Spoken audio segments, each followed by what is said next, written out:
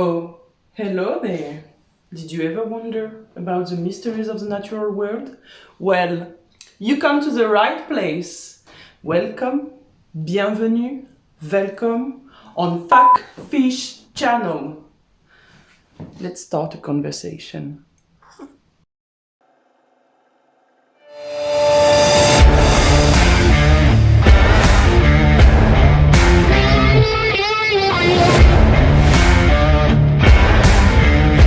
Conservation, or the protection of wildlife and natural habitats, is all the rave, and it has been for quite a while. Since 1980s, the world's government have to protect the delicate balance between ecosystems. Every year, new protected areas pop up everywhere, and we think we are saving the planet. But it's only advertising. Because in reality, many protected areas fail into preserving biodiversity. Why? Because conservationists are fucking broke. Indeed, managing natural areas with efficiency requires big amounts of money, more than you can think. If you don't have any money, you can't hire nobody, you can't maintain what you have, and you can't invest. And without all of that, the basic management operation can be shut down. One of them is the monitoring of biodiversity. The protection of our natural heritage has been flagged as a top priority for ages. The new conservation goal is to classify 30% of the planet's surface, both inland and in the ocean, as a natural protected area, and all of that by 2030. But meanwhile, governmental conservation organizations have suffered substantial budget cuts in the last few years, and South Africa did not escape this global trend. Let's face it, we've been told often enough, all governments are broke. They don't have no cash anymore. They don't have cash for education. They don't have cash for health. They don't have cash for the environment. And it's time to cut down the expenses. In this dire context, South African national parks asked the government for their 2023 budget.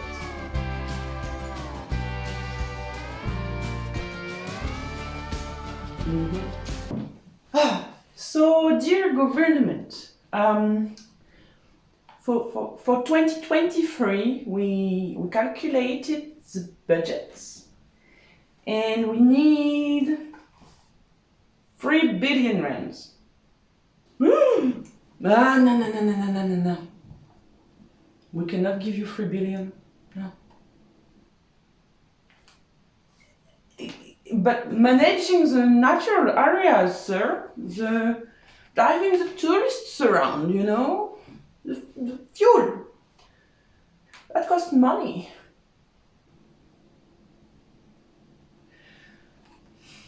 Yes. But there is more urgent expenses. We can give you 1 billion. How are we meant to find the 2 billion left? Listen. I feel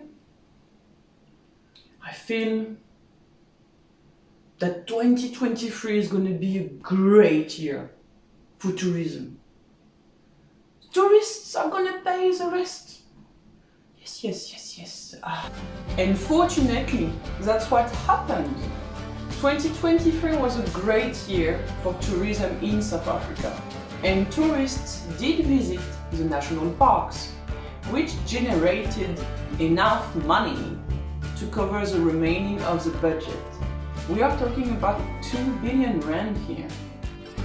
But with the increase in running costs, especially diesel, the expenses of the South African national parks were higher than anticipated.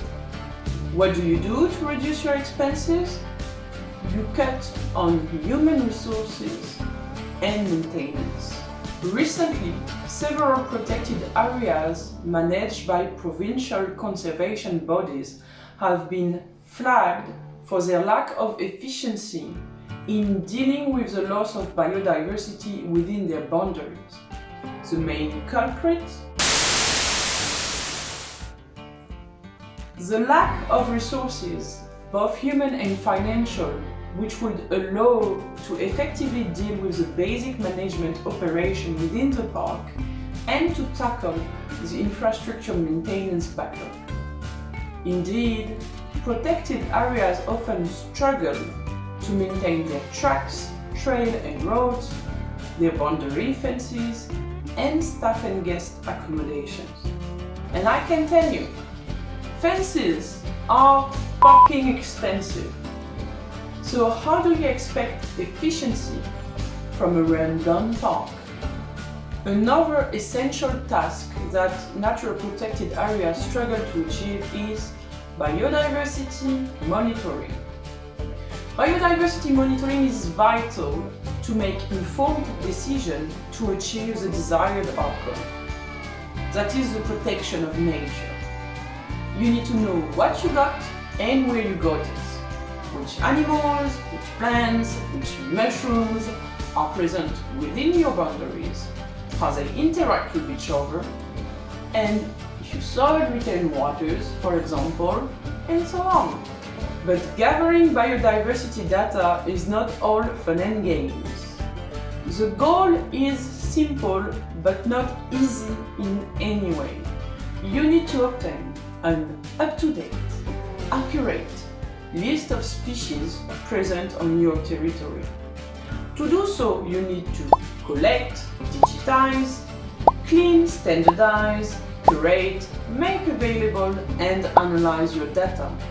You also need to keep up to date with changes in species names and occurrences, which happen very often. Now you have a specimen that nobody can identify. You need to contact the right expert to check it out. Finally, you want to protect all of this precious data that you spend time and effort gathering. So you need to build a nice database and have proper data management skills in-house. And all of that require resources that only money can buy. We kind of know it, it's a feeling. Governments will not increase their budget for environmental conservation anytime soon. And revenues from tourism depend on tourists. So what can be done to collate all of this biodiversity data and get it to work? Diane Spear and colleagues pointed us in the right direction. I hope you're ready for some fucking acronyms. Here we go. So, national and international institutions manage up-to-date list of species with the current accepted species name. Here you have SANBI, the South African National Biodiversity Institute, that every year publishes an updated list of the plant species in South Africa. We do not have a list for animals yet. So if you're working on animals, you can use worms, the World Register of Marine Species for marine species, or you can use GEDIF in French, the Global Biodiversity Institutional Framework. I think that's it. They don't have the description. There you can find the accepted name of the species, and you can also find species occurrences in the world on Little Cute Map. Now, if you want to contribute as a citizen, you can always upload your pictures of birds on eBird or on iNaturalist, which is for every animal, plant, fungi, whatever you want. Here you got my personal profile. You can see birds, you can see little insects, sea life, lizards, slugs, and I used iNaturalist quite a lot. Now, you can also process data for scientific endeavors by using Zooniverse. Here we are on Zooniverse, and this is a coastal seafloor observatory, and you can identify the animals on the videos here. This little crab.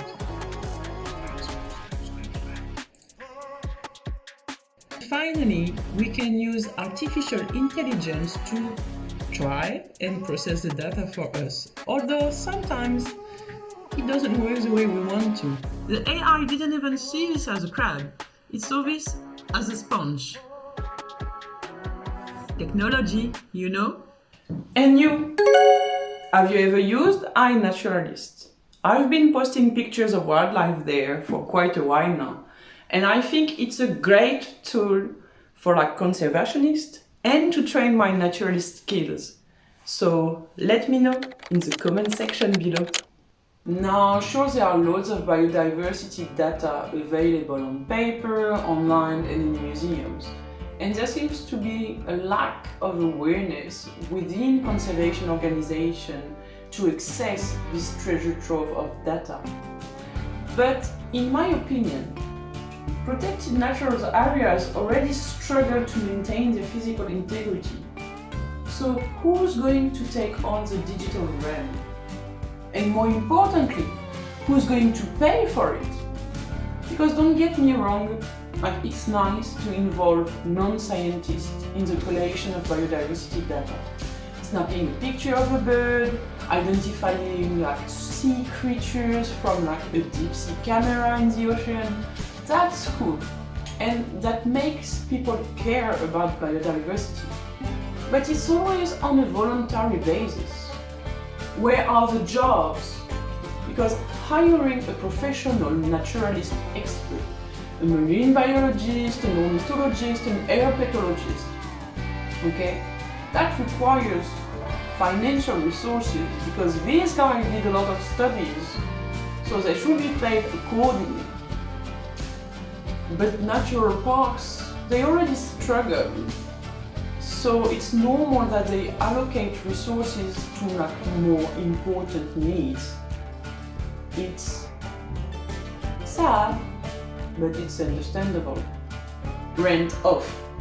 In conclusion, standardized biodiversity data from natural protected areas will allow us to have quality information to assess how efficient the protection measures are for biodiversity and will allow us to make informed decisions for the future.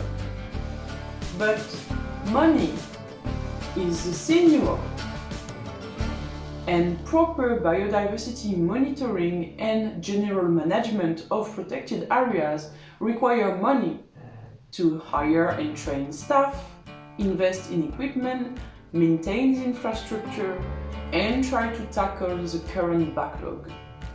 Although the situation of environmental conservation seems to be more talk than actions, hope is not lost. With hard work and a bit of luck, creative solutions will help us protect our natural heritage, and that's something to look forward to. If you'd like to know more about this topic, check the great news article on the website The Conversation. It is easy to read and written by the scientists that did the study. Title in the description below. And that's a wrap! If you enjoyed this episode, please don't hesitate to like, subscribe, and share. Wow! That's gonna help the channel grow.